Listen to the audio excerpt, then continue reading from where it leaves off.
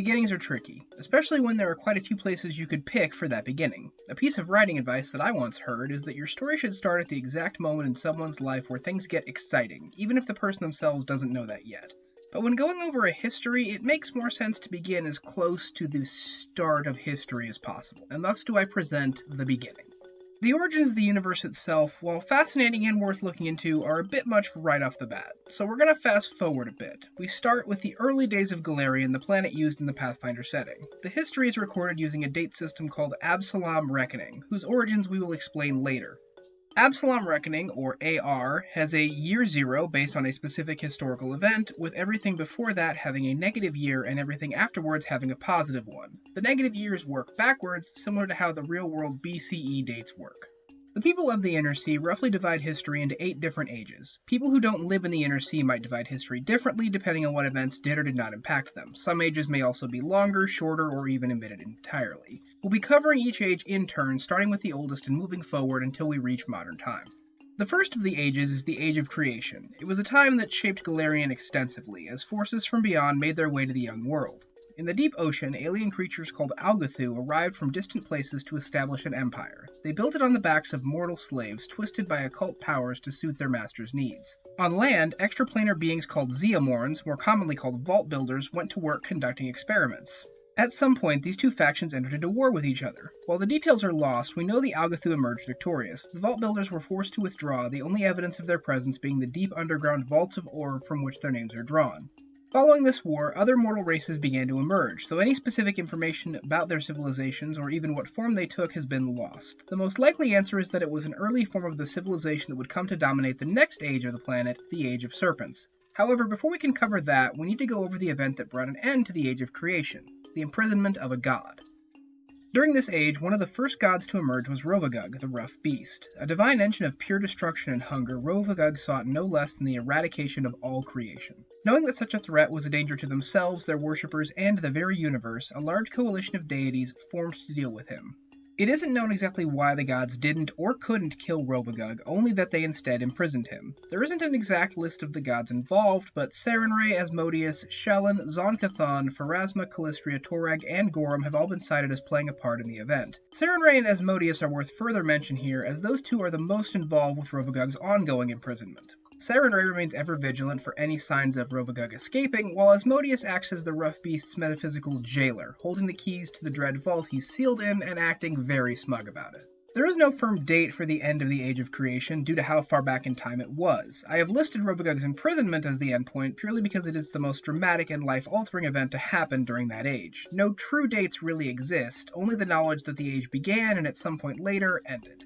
Following the Age of Creation was the Age of Serpents. There isn't much concrete information about this age beyond the name, which is derived from the Serpent folk or Sechamen Empire. They ruled much of the world at the time and may have even expanded beyond the planet itself. Few other ancestries existed on Golarion alongside them, including the Cyclopses, humans, and potentially the Elves, though the information there is a little less concrete. It is also possible that ancestries that originated underground, such as the Dwarves and Orcs, existed at this time as well. Later disasters and the passage of time means that much of this history is lost with little hope of recovery. While the Sechamen themselves still exist, for reasons we will get into momentarily, their records are neither a comprehensive nor readily available source. As the Age of Serpents neared its end, a new empire rose to challenge the Serpent folk.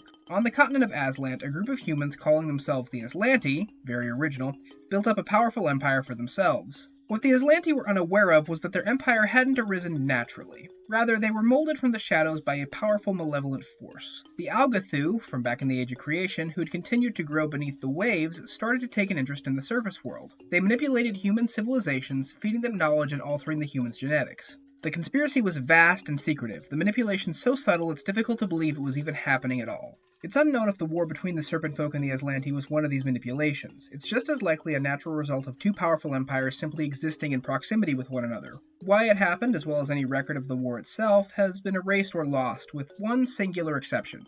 The year is negative 6280 Absalom Reckoning, near the end of the war, and the Serpent folk appear to be losing the fight. They've been driven from their surface holdings and forced to retreat underground into the Darklands. Backed into a corner, they attempted a desperate gamble, summoning their god Yudurcius to turn the tide of the war in their favor. During this desperate battle, an Aslanti hero named Savinth somehow managed to behead Yudurcius and cast his head into a lake of fire, banishing the still thrashing body deep into the Darklands. Though Yudurcius did not die, his power was broken and his people were defeated. Legend holds that his headless body still thrashes deeply within the Darklands, while his serpents draw upon his diminished power to plot their return to the surface world. Following this victory, the Age of Legends would begin. The Aslanti continued their rise in power, spreading across the world and even out into the universe. The extent of their efforts is beyond the scope of this brief overview, but it was quite grand in scope, as there are Aslanti structures that persist on Galarian's moon to this day. Across an ocean, a separate nation of wizards founded by an Aslanti exile named Zin was also emerging. Called Thassalon, the nation was almost immediately fractured into a group of city-states following Zin's assassination. The killers were Zin's advising council and apprentices known as the Rune Lords. These Rune Lords would control much of what is now known as Avestan, a continent to the east of Aslant.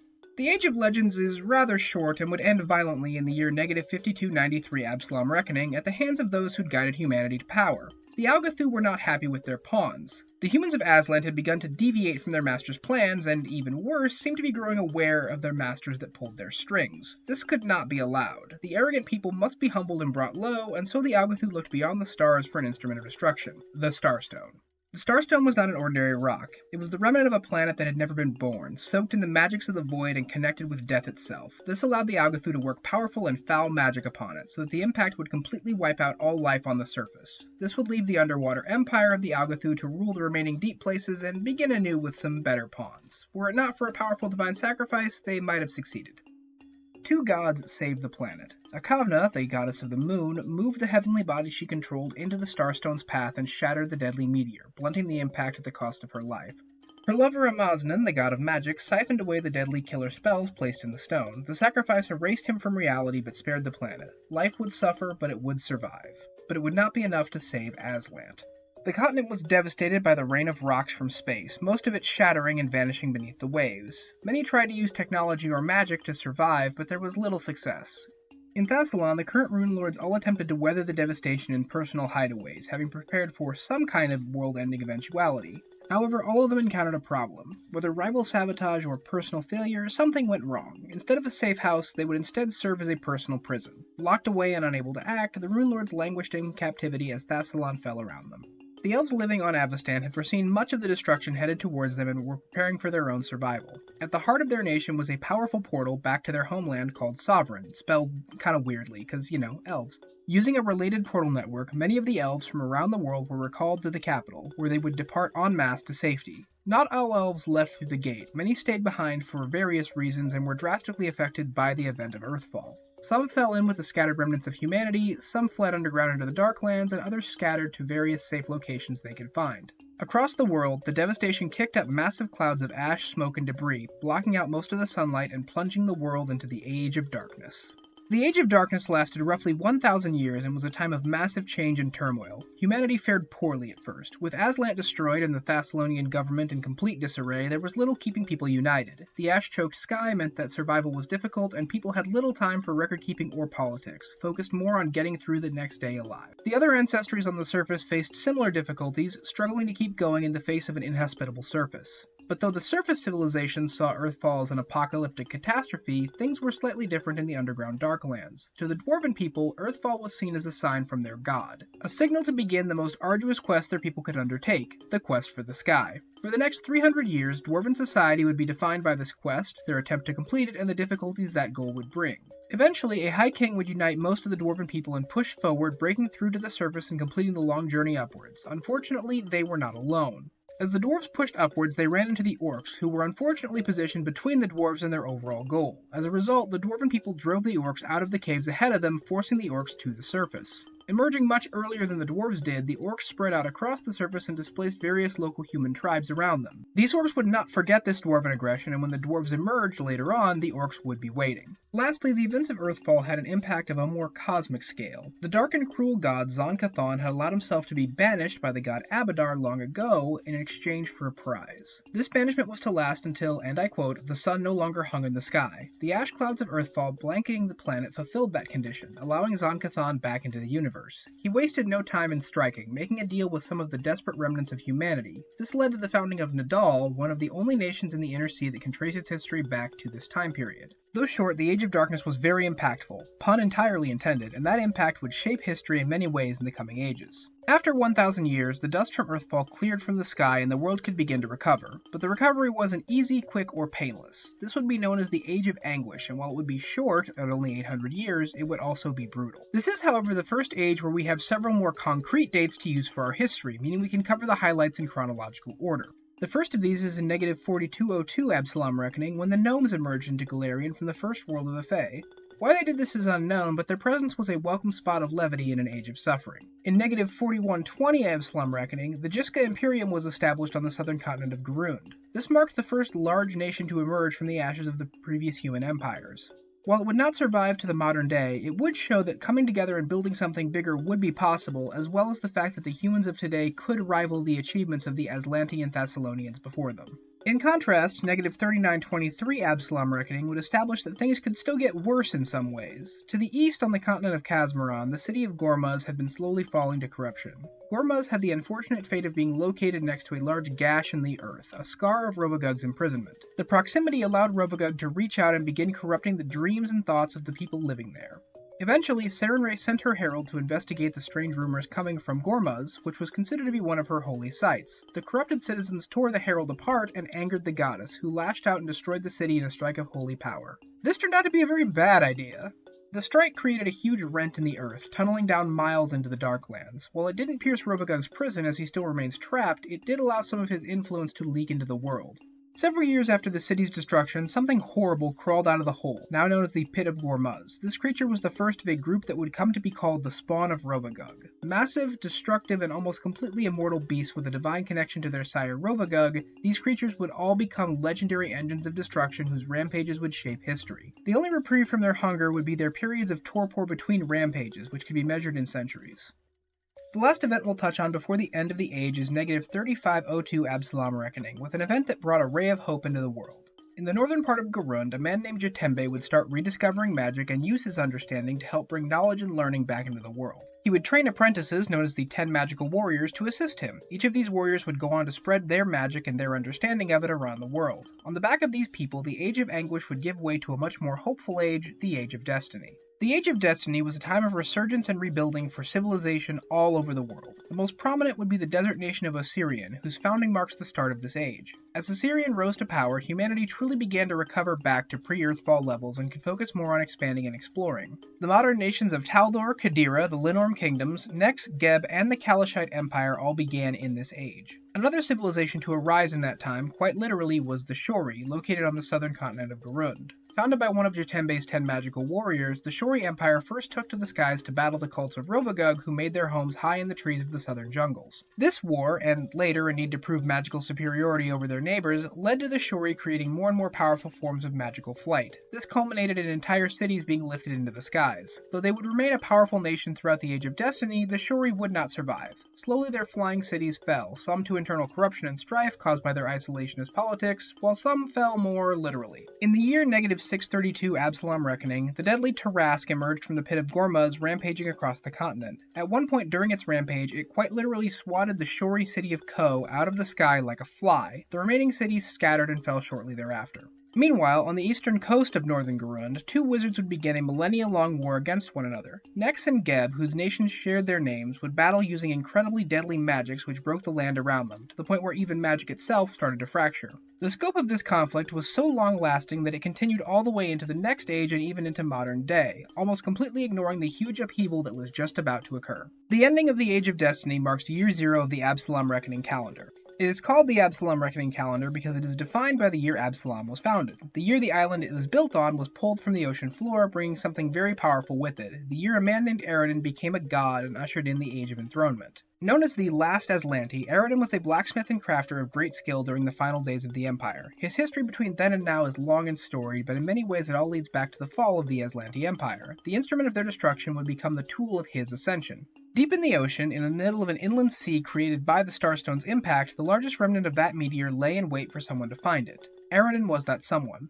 Exact details are conflicting, but the end result was that Aroden transformed into a god. He raised the surrounding earth into what is now the Isle of Kortos, bringing the Starstone to the surface. He then placed the stone in a vast temple filled with challenges and traps deadly enough to stop nearly anyone. He placed magical protections around the stone, augmented by the stone's own powerful wards. Any mortal who could make it through, touch the Starstone, and survive the process would also ascend as Aroden did, becoming a god. Thousands have tried. 3 have succeeded. Following Aroden's ascension, humanity would enter into a new age of prosperity. Though not nearly the heights achieved by the Aslanti or Thessalonians, there was still much to be proud of. Many of the nations founded in this time survive into the present day. This prosperity didn't come without conflict, though. The nation of Taldor expanded massively thanks to the large-scale efforts known as armies of exploration, which led them to dominate most of the Inner Sea region. It was only long after its golden age that the colony nations it established started to break away, establishing their own bases of power and distinct cultures. The Middle Years would see the world introduced to a name that would spark horror and fear well into modern times, the terrible Lich King Tar-Baphon. Known as the Whispering Tyrant, he had once been a mortal man slain by Aroden just after his ascension. Tar-Baphon used his death to become a powerful undead sorcerer, further augmenting his great power. He returned after centuries biding his time and marshaled an army of undead and orcs to begin his conquest. The battle against him would become known as the Shining Crusade and would result in many tragedies and triumphs. Aroden's herald and ally Erasni was cruelly killed by Tar-Baphon, while Aroden's mortal champion Iomedae rose to prominence, eventually taking and passing the test of the Starstone. In the end, Tar-Baphon would be sealed inside his seat of power in Gallowspire, and his armies pushed back, the Crusaders putting safeguards in place to prevent his eventual return. Uniquely, the Age of Enthronement had not just a pivotal start date, but a known end date. Prophecy spoke of a time when Aroden would return to the world fully, coming down from the outer spheres to lead the world into a new, brighter future. This would begin the Age of Glory. People prepared for his return, made ready to receive him in Cheliax to celebrate and bask in the presence of a divine being finally come home. Instead, Aroden died. Why didn't he return? How could a god like him die? Who could have done it? All these remain mysteries. The only certainty anyone has been able to find is that he is, without question, dead. With him died the Age of Glory, a time that would never be born. Now instead comes the Age of Lost Omens. With Aroden's death, all his clerics and champions lost their divinely granted powers, with only Iomedae's ascension saving her. In time, she would shelter and convert many of his old faithful, the last remnants of Aroden's power base being absorbed into hers. On the same day as his death, several other disasters struck the world at the same time, some seemingly related and others not. No one knows if these disasters were caused by Aroden's death, or if his death was simply another symptom of something greater. Storms and earthquakes would rock the planet, and a constantly churning hurricane would form off the coast of Garund, known as the Eye of Abendigo. In northern Avestan, the nation of Sarkoris would be destroyed as a wound in the world itself opened. From it would pour demons of the abyss, their numbers nearly endless. Sarkoris is devastated, its people fleeing or hunkering down into whatever safe refuges they can find. The poison of the abyss warps the land around it, creating a region known as the World Wound that still festers, now barely contained. The demons' chaotic nature prevents them from forming a concentrated push, but their endless numbers and deadly magic make gaining any ground against them near impossible. Aroden's death also shook the nation of Cheliax to its core. This nation was supposed to be the site of his return, and seemed like a monument now to his passing. A deadly and brutal civil war is fought by the surviving nobles. In the end, an ambitious house named Thrun makes a wicked deal, selling the souls of themselves, their house, and eventually their very nation into the service of the Lord of Hell and his infernal legion.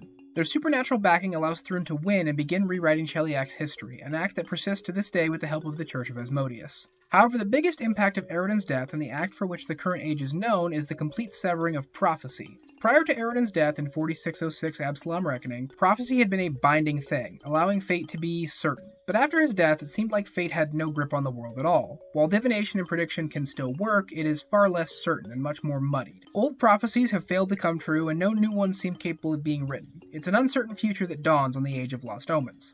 Our timeline begins roughly 100 years later, in the year 4707 Absalom Reckoning. Beneath the region known as Varesia in Avestan, along an area called the Lost Coast, old Thessalonian ruins are stirring to life. Something old is returning, and it's only the first of many ancient secrets and plots that will come to the surface. The opening chapter of the next book in this world's history. This video has skimmed over a lot of things that will grow to become important in time, but it was necessary to keep things manageable in scope. There is so much more to cover that will have to come later, when it becomes relevant to the stories that are being told in the present day. At the time of writing this, the in-universe year for the Pathfinder Lost Omens setting is 4724, and much has already changed from what I laid out here. If anything I've said seems wrong or out of date, rest assured that it is intentional. We are going to be covering in great detail how we got to where things are now, but that will have to come later because I have kept you here long enough. I'll see you again soon, Pathfinders, and in the meantime, explore, report, cooperate.